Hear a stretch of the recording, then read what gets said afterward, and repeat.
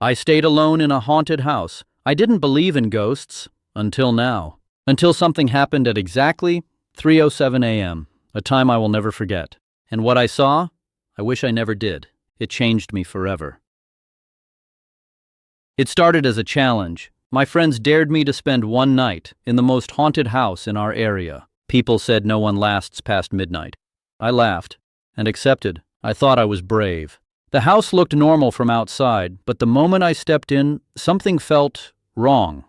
Very wrong.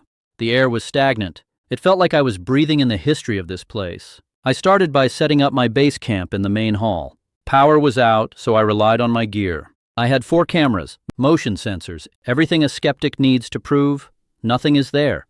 I was wrong. I decided to do a full sweep of the house, starting with the kitchen and the old pantry. Nothing but the sound of my own footsteps and the wind rattling the frames. Or so I thought. There were marks on the wood, old but deep, like something was locked inside and wanted out. I felt like I was being watched from the top of those stairs. The darkness was thick. Every sound was amplified in the hollow shell of this house. 10 p.m. Still quiet but heavy. The second floor was colder, much colder. I could see the vapor from my breath in the beam. I checked the bathroom. Just an old tub and a broken mirror. Nothing unusual yet. Then I saw it. A rocking chair, moving.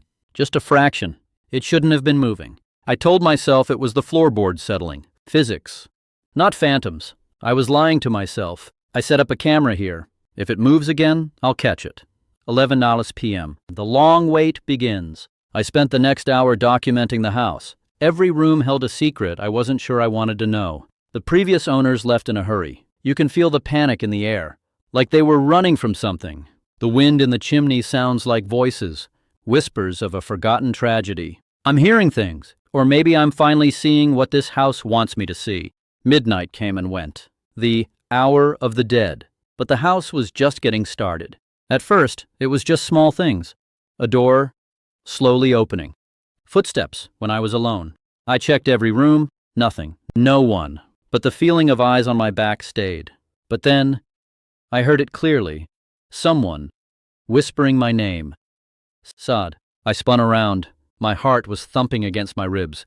Is anyone there? I shouted. No reply. I headed to the one place I hadn't checked. The basement. The air was foul and heavy down here. Every drop of water sounded like a heavy footfall behind me. I wasn't alone. I saw something in the corner. Something that didn't belong to the darkness. It moved. I didn't wait to find out what it was. I was out of there. 12:30 a.m., halfway there. I tried to drink some water. My hands were shaking. This wasn't a dare anymore. It was survival. The monitors were glitching. Random bursts of white noise. And then I saw it. A figure. I tried to ignore it. Told myself it was just my imagination. 1:15 a.m. The house felt alive. But then my phone rang. Unknown number. I answered, and all I heard was breathing. Then a voice said, "You shouldn't be here," a dead rasp. I looked up. Someone was there, standing still, watching me from the shadows, watching me suffer. The house was waking up, and it was angry. The floorboards were screaming. I was only 10 minutes away from the witching hour. 3 a.m. The air was getting thin, cold. I could feel it. The malice. It wasn't just a haunting, it was an invitation to stay forever. 2:58 a.m. 2 minutes. I just had to make it past 3. That's all. Just past 3. Midnight was child's play. 3 a.m. is when the real world ends. And the other one begins. That's when things got worse. The lights started flickering, and I saw something in the hallway. It wasn't moving, just watching me. I blinked, and it was closer. Much closer. I tried to scream, but my throat felt like it was full of sand. I was paralyzed in fear. 3:07 a.m., the exact time. The house went silent. Deadly silent. The calm before the storm. It was reaching for me. Not for my body, but for my soul. I could feel the cold radiating. I had to move. If I stayed here, I'd be part of this house by dawn.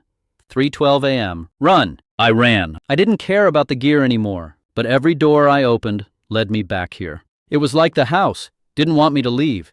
Then I heard footsteps running behind me. Fast. Something was trying to get in. Something strong. Something that didn't have bones. I could see it through the cracks. A void. Nothingness. Just cold hunger. I felt it. The light was gone. I was blind, and I wasn't alone in the dark. 3:33 a.m. I turned on the camera's infrared. They were everywhere, standing, watching me fail. I finally reached a mirror, and that's when I saw it. The thing following me, it was me.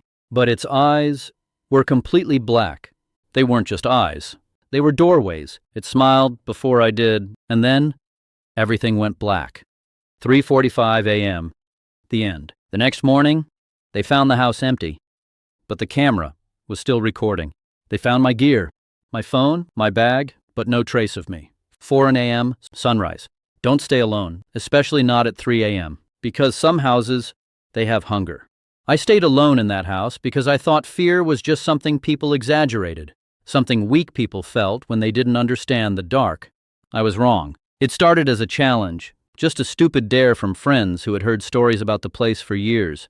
They said no one stayed there past midnight.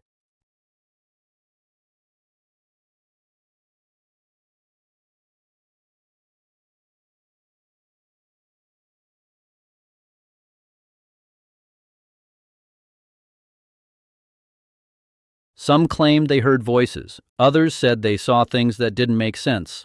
I laughed at all of it. I needed content, something real, something people would actually watch. So I went. The house was older than I expected.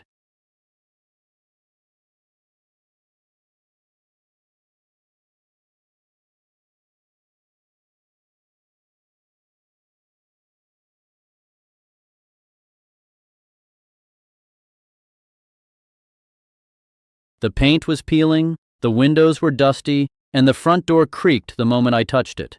But nothing about it looked supernatural, just abandoned, forgotten, empty. At least that's what I thought. The moment I stepped inside, the air changed. It felt heavier, colder, like the walls themselves were watching me. I remember telling myself it was just my imagination. Old houses always feel like that.